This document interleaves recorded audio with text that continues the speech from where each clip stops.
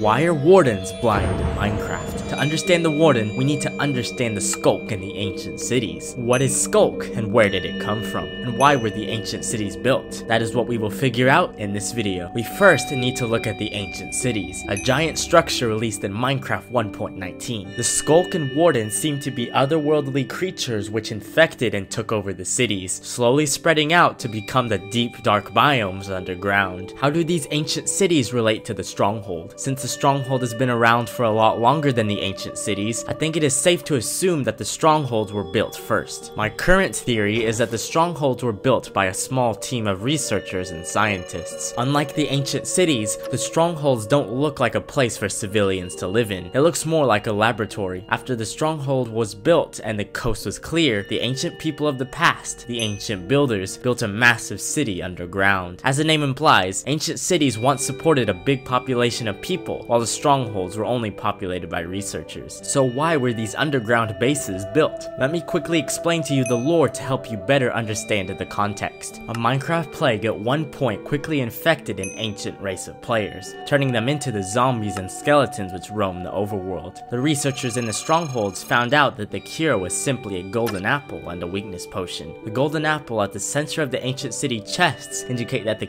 cure was sent from the stronghold to the ancient cities. The ancient cities were built deep underground in the deep slate so that the civilians were safer from the zombie plague. All above ground structures were abandoned. The ancient builders seemed to have tried to enjoy life underground and kept clean judging by the pools. They seem to have lived off of glowberries judging by the ancient city loot. But living underground plus the zombie cure only bought them time to try to escape to a new dimension. The zombie plague eventually infected the caves. Since most ancient builders fled underground, this would explain why most undead mobs are found beneath the surface. The researchers in the strongholds figured out how to make an end portal. In Disc 5, a new disc added in Minecraft 1.19, there is a part where you can hear lava and silverfish, indicating that this is the end portal room. You also soon after hear a bunch of screeches, which I theorize were the many ender dragons which once roamed the end. The researchers fled into the end, kind of screwing over everyone else in the ancient cities. People in the underground cities would have to figure out how to escape on their own. Since their population was a lot greater than the small team of researchers, they would need to create a way bigger portal. They somehow created reinforced deep slate and used the energy from souls, as clearly seen by the soul fire, to power the portal. All seemed good until they attempted to light it. We now need to look at Minecraft's ruined portals. Whenever the ancient builders lit these portals, for whatever reason, netherrack and other nether junk spilled out. The same mechanic could apply to the massive portal inside ancient cities. When they lit the giant portal, otherworldly skulk and the warden spewed out, similar to the otherworldly netherrack that spilled out of nether portals. This can be heard in Disc 5.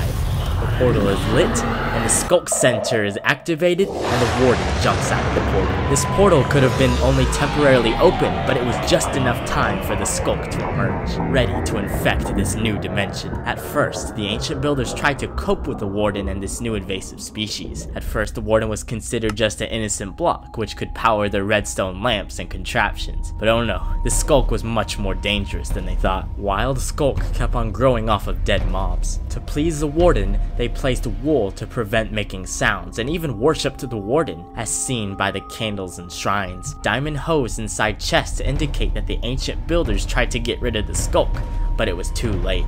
The snowballs inside the ancient city chests indicate that they tried to fight back or tried to distract the warden, but the warden was too powerful and kept emerging from the skulk every time they were killed. Since no undead mobs spawn in ancient cities, unlike everywhere else, the zombie plague didn't infect the ancient builders inside the ancient cities. Lucky for them, but the warden killed off everyone inside the cities. The skulk continues to spread underground, creating the giant deep dark biomes. Quick mini theory, it seems like long after the ancient builders were dead, the pillagers came to explore the remains. They might have gone into the strongholds in ancient cities themselves, and might have even taken a few magical things. Proof of this is that you can see these dark oak structures that seem to be placed on top of the ancient cities. They look vaguely familiar to the pillager outposts. Proof they saw the strongholds at one point is that inside the woodland mansions, there is an end portal room made out of wool. They might have found the allies inside the ancient cities and captured them, trapping them inside their woodland mansions and outposts, where they were turned into vexes. Totems of undying may have been items stolen by illagers. Proof that allays were probably in ancient cities is that there are music discs and amethyst shards inside the city chests. Giving an allay an amethyst shard while it is dancing to music will cause it to duplicate. Anyways,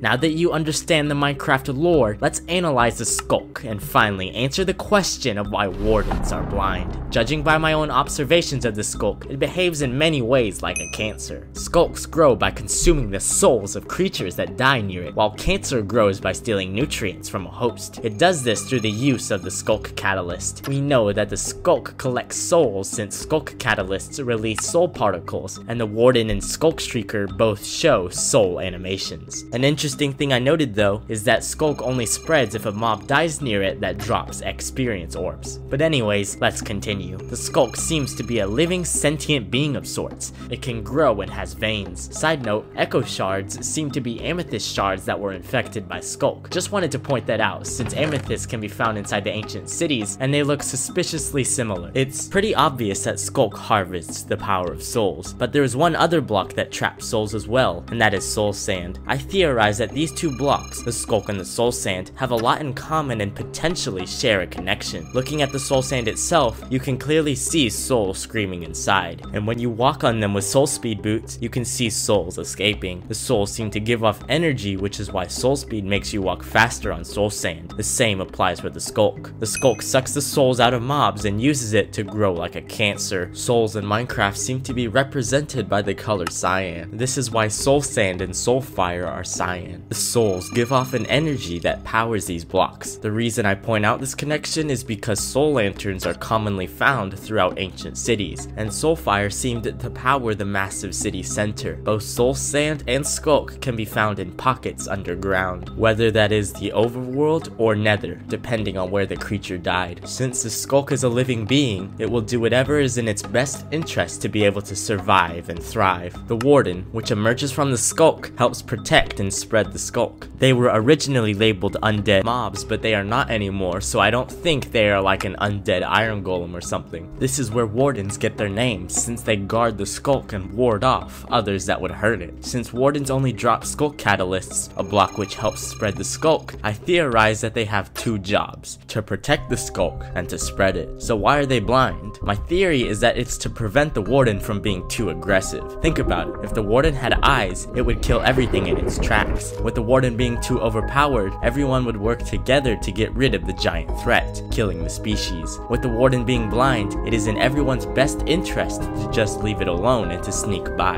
Nobody would want to attempt to mine the Skulk since it would just aggro the Warden, so the Skulk gets to thrive. For undead mobs, however, the Warden can easily kill them, causing their souls to help the Skulk catalyst spread. Skulk might also grow whenever a dead player is buried underground. When a Warden dies, its one and only Skulk catalyst is placed down to continue spreading the Skulk. Or maybe when the Warden buries itself, it actually starts the next seed for Skulk to start growing. Another theory is that maybe the dimension from which Skulk originated from is pitch black. There's no confirmation that the city center in ancient cities is actually a portal though, so we'll have to see. This portal could have just temporarily opened for this theory to work. Anyways, if there is no light and it is pitch black in this new dimension, then what is the point of eyes, right? So the Warden is blind either to keep it from being over aggressive or because eyes were pointless in the dark dimension they came from. And so the Skulk will keep on spreading and infecting until everything in the overworld becomes Skulk. I hope you enjoyed this Minecraft theory. Subscribe if you liked it, and thanks for watching.